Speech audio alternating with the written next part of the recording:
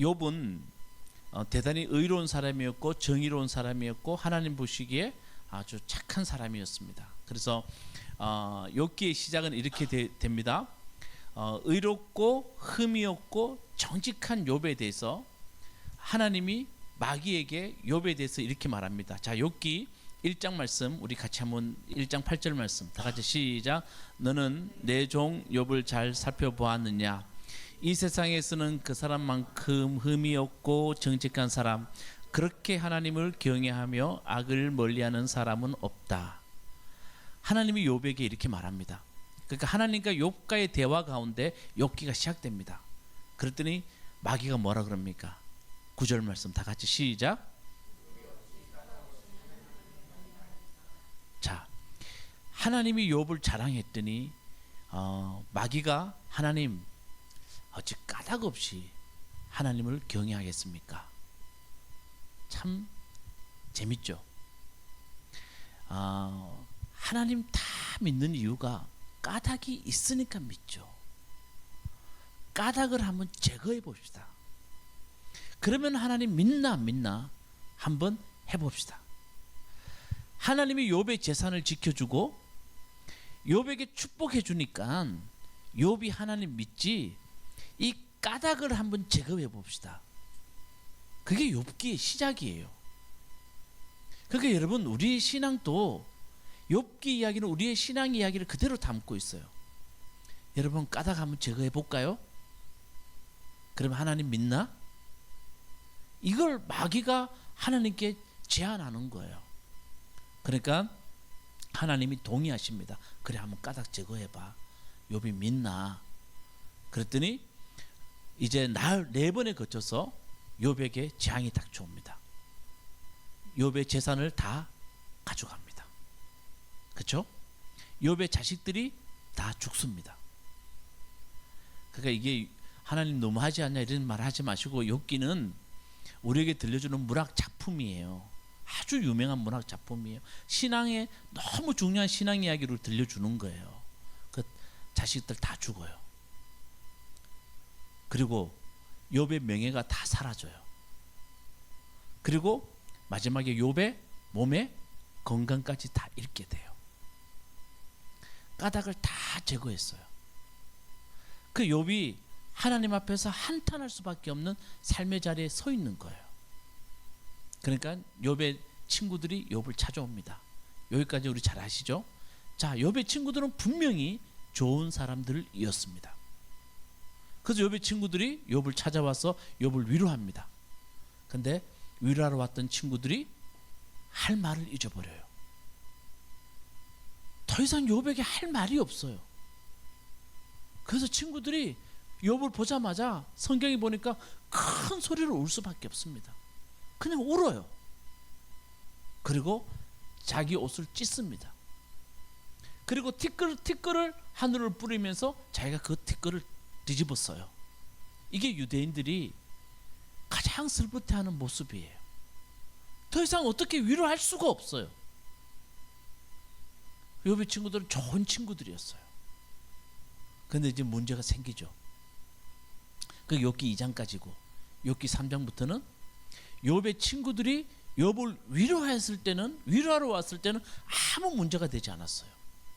아주 좋은 친구였어요. 근데 욥의 친구들이 욥의 모습을 해석을 해주려고 그래요. 그때부터 문제가 생기기 시작해요. 그게 욥기 3장부터 31장까지의 욥과 욥의 친구들의 논쟁이에요. 기억나세요? 자, 여러분, 누군가의 아픔을 위로해 줄 때는 괜찮아요. 근데 해석해 주려고 그래요. 그때부터는 언제든지 문제가 생겨요. 여러분도 우리 부부끼리 그런 말 하죠. 어떤 집이 좀 잘 안 되면 그 집이 다 그런 것 때문에 그렇게 됐어. 우리가 이렇게 말하잖아요. 그 부부끼리는 괜찮아요. 그 남한테 말하면 돼야 안 돼요? 안 되죠. 제가 그걸 뭐라 그랬습니까? 폭력이라 그랬어요. 자기는 우리 시편에도 마찬가지잖아요. 시편에서 자기 삶에 일어난 일을 시인은 하나님 내 죄 때문입니다 라고 말하는 것은 그 어려움을 통하여서 자기 죄를 깨닫는 건 너무 중요해요. 그런데 누군가 가서 당신의 죄 때문입니다 말하면 된다고요, 안 된다고요? 안 된다고 제가 여러 번 말씀드렸어요. 자, 욥이 이렇게 됐을 때 친구들이 해석을 해줘요. 근데 친구들의 가장 중심된 해석이 뭐냐 하면, 당신이 죄를 지었기 때문에 하나님이 당신에게 고통을 줬다는 거예요. 이게 가장 사람들이 어떤 고통 가운데 있을 때의 보편적인 해석이에요. 근데 왜 이렇게 해석하냐 하면, 욥의 세 친구들은 하나님은 의롭고 선하시고 정직한 분이세요. 아멘이십니까? 맞아요? 하나님이 의롭고 정직하고 하나님이 선하신 분이신데 하나님이 어떻게 악을 만들 수 있냐는 거예요. 그렇기 때문에 당신에게 고통과 당신에게 고난은 하나님이 하신 게 아니라는 거예요. 그렇기 때문에 그것은 당신이 죄를 지었기 때문에 그렇게 되었다는 거예요. 그러니까 빨리 하나님 앞에 회개하라는 거예요. 욥의 세 친구 중에서 엘리바스가 4장 7절에 이렇게 말합니다. 자, 우리 같이 읽어봅시다. 시작. 4장 7절 말씀 없어요? 분명히 있었는데 4장 7절. 예, 다 같이 시작. 잘 생각해 보아라. 죄 없는 사람이 망한 일이 있더냐? 정직한 사람이 멸망한 일이 있더냐? 내가 본 대로는 악을 갈아 재난을 뿌리는 자는 그대로 거두더라. 이게 가장 점잖은 욥의 친구 엘리바스가 한 말이에요. 잘 생각해봐. 죄 없는 사람이 망한 일이 있더냐?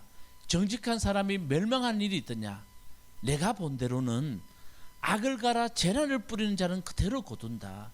내가 죄를 지었기 때문에 그대로 거둔 거야. 죄 없는 사람 망한 적 없다는 거예요. 그러니까 너가 악을 뿌렸기 때문에 그대로 거두고 있다는 거예요. 그 욥은 거기에 동의를 하지 못해요. 여러분, 저 보세요. 욥이 왜 동의하지 못하냐 하면, 욥은 단 한 가지, 내가 죄 안 졌다는 말이 아니에요. 내가 이만큼의 벌을 받을 만큼, 내가 망할 만큼 내가 죄 짓진 않았다는 거예요. 아니, 내 죄가 이렇게까지 내가 벌을 받을 만큼 죄를 지었냐는 거예요. 너무 가혹하다는 거예요. 그랬더니요, 빌닷이 이렇게 말합니다. 빌닷이라는 사람이, 하나님이 내게 내린 벌이 죄보다 가볍다는 것을 알아야 한다. 욥, 지금 벌 받는 거 내 죄보다 가벼운 거야. 그럼 빨리 너는 하나님 앞에 돌아오라는 거예요. 그 욥이 나는 그렇지 않다고 하니까 이 친구들이 더 화가 나요. 왜 화가 났냐 하면, 이 친구들은 철저히 하나님 편이에요. 하나님이 모욕당한다는 거예요. 너가 어떻게 하나님을 이렇게 모욕할 수 있냐는 거예요. 자, 여러분, 우리 욥기를 읽어보면서 반드시 제가 그때도 말했지만 짚어봐야 될 게 몇 개 있죠. 여러분, 고난과 고통의 결과가 죄의 결과이냐? 여러분, 사람에게 나타나는 이런 문제들을 우리 쉽게 이렇게 말할 수 있지만 정말 죄의 결과입니까? 하나님이 잘한 사람에게는 보상해주고 잘못한 사람들에게는 하나님 벌 내리시는 분이십니까? 근데 왜 우리는 이렇게 쉽게 해석합니까? 삶에 일어나는 일들을 이렇게 해석하면 정말 쉽게 해석이 돼요. 답을 줄 수가 있어요. 좀 이해되세요? 여러분, 누군가가 어떤 일을 당했을 때 그 일에 대해서 우리가 가장 해석하기 쉬운 게 뭐냐면, 죄를 지은 게 사람에게 하나님 벌을 내리시고, 하나님의 선한 사람들에게 하나님이 보상해 주신다는, 이것은 가장 사람들에게 일어난 일을 잘 해석해 줄 수 있는 단순한 거예요. 그렇기 때문에 이렇게 쉽게 해석해요. 그리고 이렇게 해석해 줘야만이 사람들이 조금 겁을 먹어요. 여러분, 교회 다니는 사람도 좀 겁을 줘야 교회 열심히 나와요. 할렐루야. 그래서 죄송합니다마는 이런 말이 있어요. 못된 목사가 교회를 잘 부흥시킨다고. 여러분 이런 말 좀 이해되세요?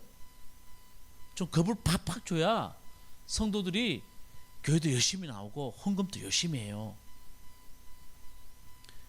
이런 식으로 해석을 하면 모든 게 쉽게 풀려요. 근데 자, 여러분 이 해석이 옳은지 안 옳은지는 우리가 잘 알잖아요. 자, 여러분 우리 하나님을 뭐라 불러요? 뭐라 부른다고요? 아버지라고 부른다고 지난주에도 말씀드렸잖아요. 아버지라고 부르는 것은 하나님과 우리 관계는 은혜와 사랑의 관계라는 거예요. 왜 하나님을 아버지라고 부르냐면 하나님과 우리의 관계는 보상받고 또 하나님이 우리에게 벌을 주는 관계가 아니고 하나님은 우리와 사랑과 은혜의 관계라는 것을 말씀하는 것이 우리 하나님을 뭐라 부른다고요? 아버지라고 하나님을 부른다는 거예요. 여러분, 여러분의 아버지와 여러분의 관계가 은혜와 사랑의 관계가 아니고 보상의 관계라면 여기 남아있는 사람 아무도 없어요. 제가 분명히 말씀드립니다. 여기 아무도 남아있는 사람 없어요. 여러분 다 죽었든지 여러분의 아버지가 죽었든지 둘 중에 하나입니다. 은혜와 사랑의 관계니까 우리가 다 이 자리에 있는 거예요. 아멘이시죠? 지난주에 한 이틀 전에 예전에 말레이시아에서 함께 신앙생활했던 집사님 부부를 만났어요. 그 집 아이가 고3이에요. 그래서 제가 만날 때 정말 작은 선물 하나를 준비했어요. 그래서 그 딸에게 줘라고 그리고 공부 열심히 하라고 그렇게 이제 말씀을 줬더니 그분들이 목사님 너무 감사하다고 어떻게 이렇게 선물을 준비하셨냐고 하면서 너무 감사하대요. 그러면서 자기 딸에게 공부 열심히 하라고 이거 줄 필요는 없대요. 그래서 왜요? 그랬더니 걔 공부 열심히 안 해도 된대요. 제가 걔한테 바란 거 한 가지는 제발 교회 좀 열심히 나갔으면 좋겠대요. 교회를 안 나간대요, 잘. 그래서 지난번에도 사정해서 교회 나오고 이거 아마 목사님이 주신 거 이거 주면 얘가 교회 정말 몇 주는 나갈 거라고. 제가 정말 사정한대요. 교회 나가자고. 여러분 이 사정한다는 말이 뭔지 아십니까?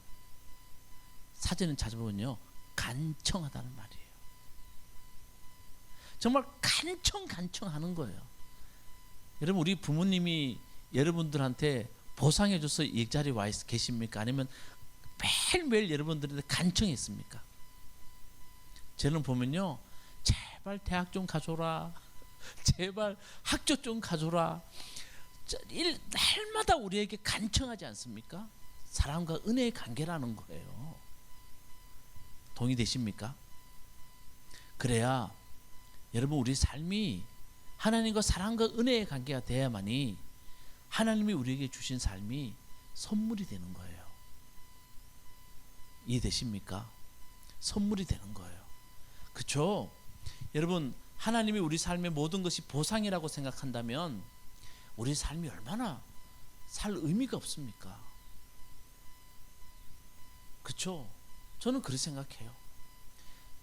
제가 지난주에 궁정교회 분들이 오셨을 때 설교했던 것이 뭡니까?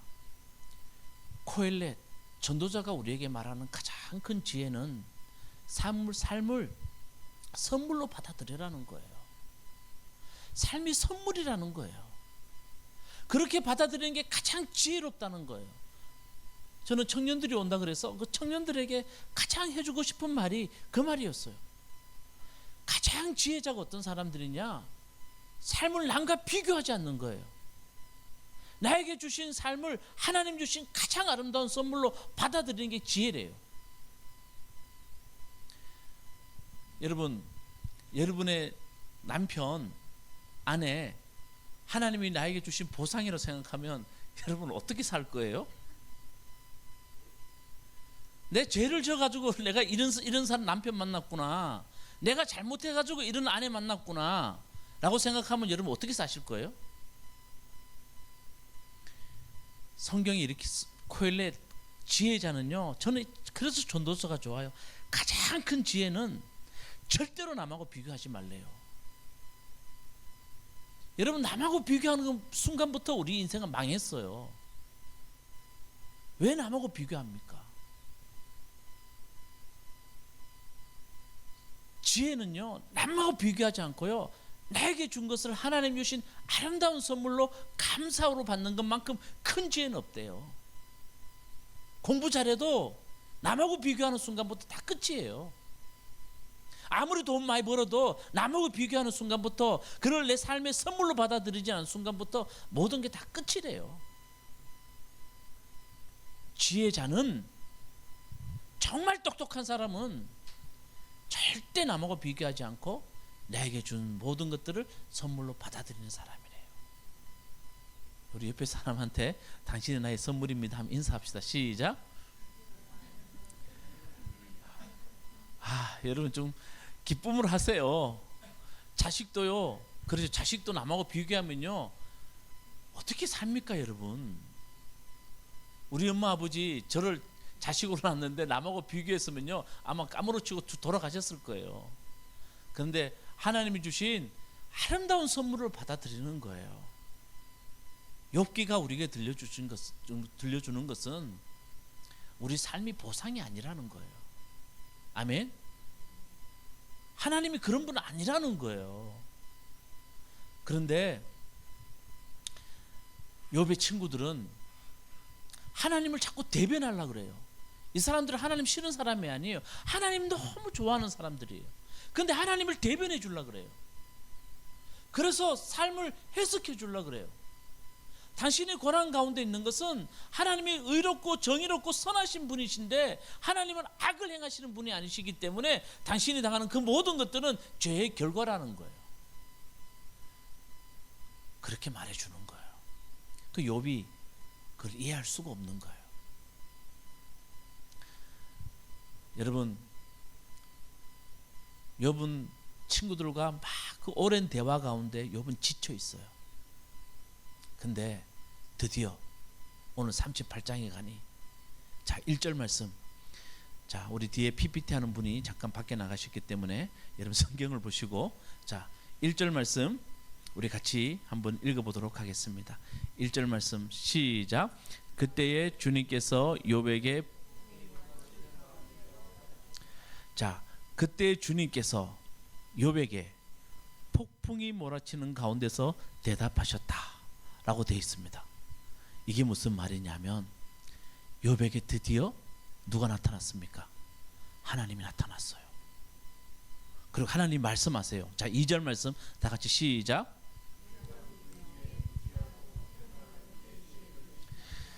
내가 누구이기에 무지하고 헛된 말로 내 지혜를 의심하느냐 하고 난 뒤에 3절 다 같이 시작. 이제 허리를 동이고 대장부답게 일어서서 묻는 말에 대답해 보아라, 이렇게 말합니다. 허리를 동이고, 다시 말하면 욥아, 허리띠 꽁꽁 매고, 다시 말하면 정신 차리고 이제부터 내가 묻는 말에 한번 대답해봐 라고 하나님이 욥에게 대답을 요구합니다. 자 이제 하나님의 질문 한번 보도록 하겠습니다. 제가 읽어드릴게요. 화면 안 보셔도 됩니다. 하나님의 질문이 이렇게 말합니다. 4절 말씀부터 보면 이렇게 되어 있습니다. 내가 땅에 기초를 놓을 때에 내가 거기에 있기라도 하였느냐? 누가 이 땅을 설계하였는지 너는 아느냐? 누가 그 위에 측량줄을 띄웠는지 너는 아느냐? 무엇이 땅을 버티는 기둥을 잡고 있느냐? 누가 땅에 주춧돌을 놓았느냐? 라고 하나님이 질문하세요. 자 대답 좀 해봅시다. 자 여러분, 땅에 주춧돌 누가 놨어요? 알아요 여러분? 그럼 땅에 주춧돌이 어디 있어요? 하나님 질문해요. 인간이 다 대답할 수 있어요 없어요? 없어요.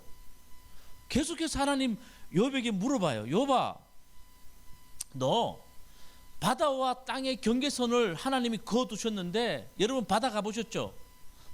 그죠? 그때마다 신기하지 않아요? 어떻게 바닷물이 이게 못 넘어오나? 그 경계선을 너는 내가 어떻게 건지 아니? 여러분 알아요? 몰라요. 또 물어봐. 여봐, 아침에 동이 트지. 어떻게 저렇게 아침에 동이 트게 하는지 너 아니? 대답할 수 있어요? 없어요? 없어요. 물의 근원이 여봐 어딘 줄 아니? 하나님이 자꾸 이런 질문을 해요. 자, 여러분 대답해야 못해요? 대답하지 못해요. 자, 제가 오늘 좀 드리고 싶은 말씀 뭐냐 하면, 하나님이 왜 이런 질문을 했고 욥은 왜 대답하지 못했나, 그걸 말하려고 하는 게 아니에요. 자, 하나님 자꾸 질문해요. 욥은 들으면 들을수록 대답할 수가 없어요. 그래서 나중에 40장에 가면 욥이 어떻게 하냐면, 하나님 나 대답할 수 없어요 하면서 욥이 어떻게 하냐면 자기 입을 가려요. 대답할 수 없대요. 그런데 욥은요 괜찮아요. 욥기가 우리 들려주는 것은 하나님도 욥이 대답하려고, 욥이 대답하기 위해서 하나님이 질문하는 질문이 아니라는 거예요. 우리 인간은 여기에 아무도 대답하지 못해요. 동의되시죠? 아무도 대답하지 못해요. 그런데 하나님이 계속 질문해요. 욥은 결국은 하나님 질문 앞에 입을 가려요. 근데 욥은 되게 좋아요. 이 욥기가 들려주는 놀라운 일이에요. 욥은 대답하지 못하지만 너무 좋아요. 왜냐하면 자기 앞에 누가 나타났어요? 하나님이 나타난 거예요. 이게 욥의 답이에요. 하나님이 수많은 질문을 하지만 욥은 거기 대답 못해도 괜찮아요. 욥이 너무 좋은 것은 하나님이 자기 앞에 나타난 거예요. 친구들이 끊임없이 욥에게, 욥아 너는 죄를 지었기 때문에 이렇게 된 거야 하고 할 때 욥은 끊임없이 자기를 변호했어요.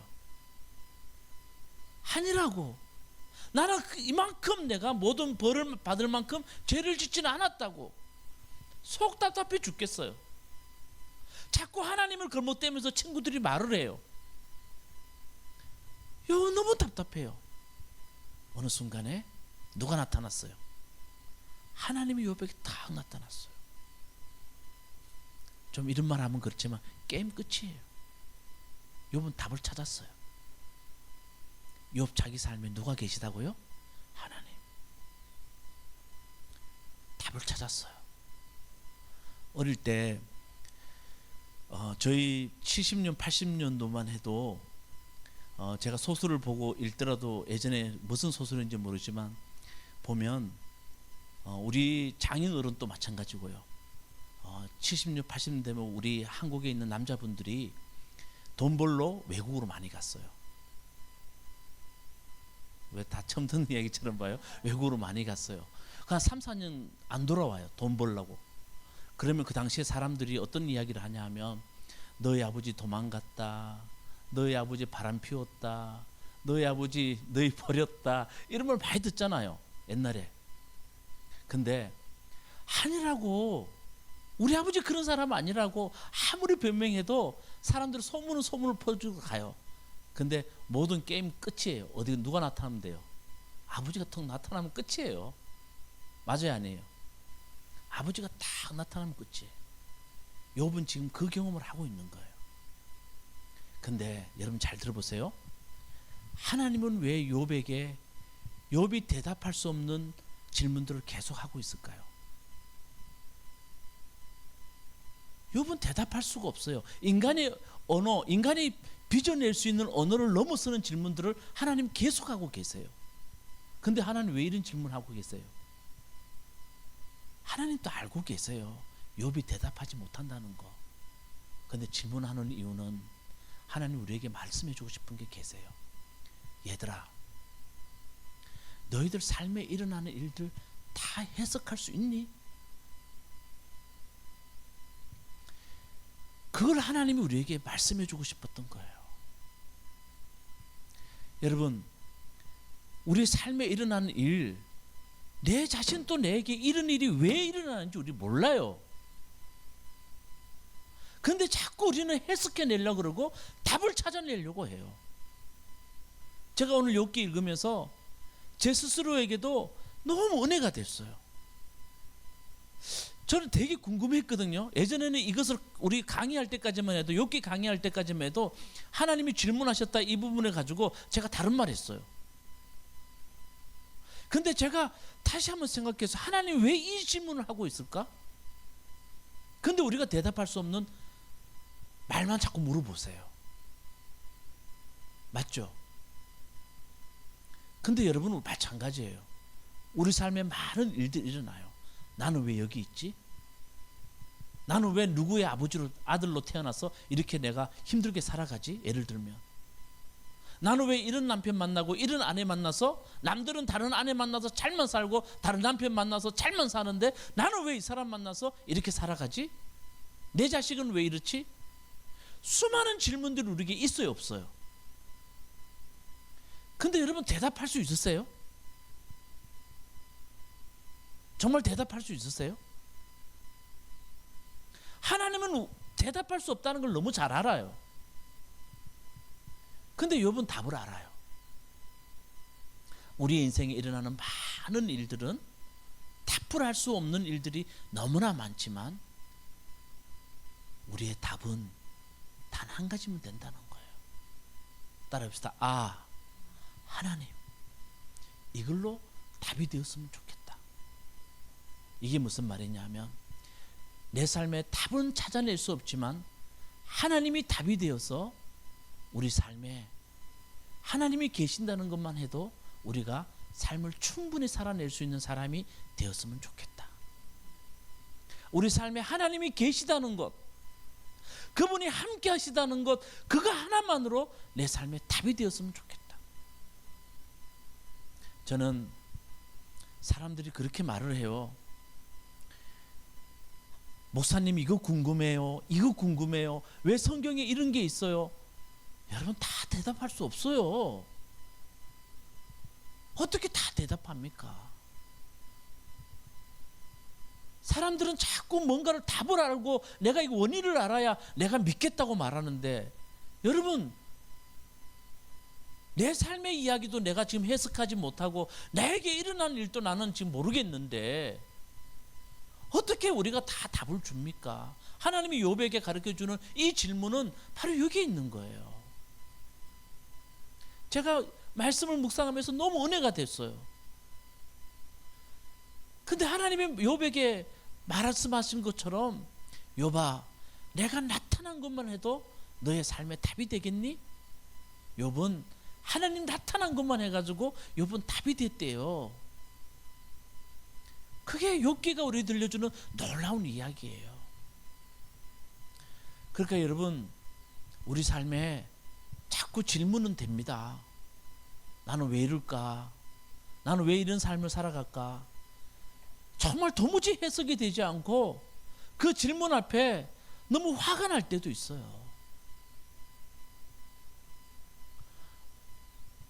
요즘 거의 유튜브를 안 보고 유튜브 보는 것 중에 하나가 한국교회연구소에서 나오는 것을 좀 제가 봤는데, 교회가 급속도로 지금 이 주로 성도들이 줄어드는 것이 너무 가파르다는 거예요. 너무 가파르다는 거예요. 그러면서 그분이 질문에 무슨 대답을 하냐 하면 이런 질문이에요. 좀 안타까운 것은 작은 교회일수록 사람들이 자꾸 떠난대요. 그 떠나는 이유 중에 하나가 뭐냐면, 부모들이 교회를 왔는데 작은 교회가 없는 게 하나 있죠. 뭐가 없어요? 이은비 집사님, 주일학교가 없어요. 그러니까 아이들이 이 교육을 좀, 교회 교육도 좀 시켜야 된다고 생각하는데 이 교회 교육이 안 되니까 부모들이 나중에는 목사님 죄송합니다 하고 또 큰 교회로 간대요. 그 작은 교회들은 점점 어려워진대요. 그리고 또 작은 교회에 오면 부담이 되잖아요. 어떻게 하든 뭐 목사님 어떻게 사리금도 좀 드려야 되고 뭐 이런 자꾸 부담이 되니까 사람들이 큰 교회 가서 숨어서 이제 신앙생활 하고 싶다는 거예요. 그 이야기를 하더라고요.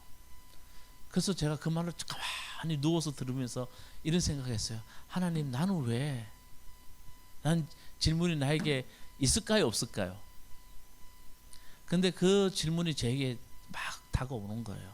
그러면서도 제가 욥기를 이번 주에 계속 이렇게 묵상하면서, 그래, 하나님, 모르겠어요. 제 미래가 어떻게 될지 모르고 제가 어떻게 할지 모르겠지만 내 인생에 답은 없어요. 그러나 내 생에 답이 한 가지 있다면 바로 하나님. 그래서 오늘 설교 제목을 이렇게 정해봤어요. 욥은 도저히 해석되지 않는 삶 가운데 하나님 한 분이 딱 나타나심으로 욥은 답을 찾아버렸어요. 그 다음 대답 안 해도 돼요. 하나님 그 다음 대답 원하지도 않아요. 욥이 대답 잘할 거 하나님이 원하지도 않으셨어요. 그냥 하나님 한 분이 나타나시는 것만 해도 욥이 너무 좋아서 하나님이 답입니다, 함께 하심이 답입니다고 하는 욥을 보면서 하나님이 얼마나 좋았을까. 바로 저런 사람이 정직한 사람이고 저런 사람이 의로운 사람이지 우리 하나님 생각하지 않았을까요? 그러니까 여러분, 너무 고민하지 맙시다. 아멘. 너무 여러분 나는 왜 이럴까 생각하지 맙시다. 답은 찾지 못해요. 여러분, 지금까지 찾으려 해도 못 찾았잖아요. 그냥 내 삶의 답은 한번 크게 합시다. 다 같이 시작. 하나님. 이게 여러분에게 답이 되었으면 좋겠습니다. 예, 다 같이 우리 찬양할 텐데요. 제가 말씀 준비하면서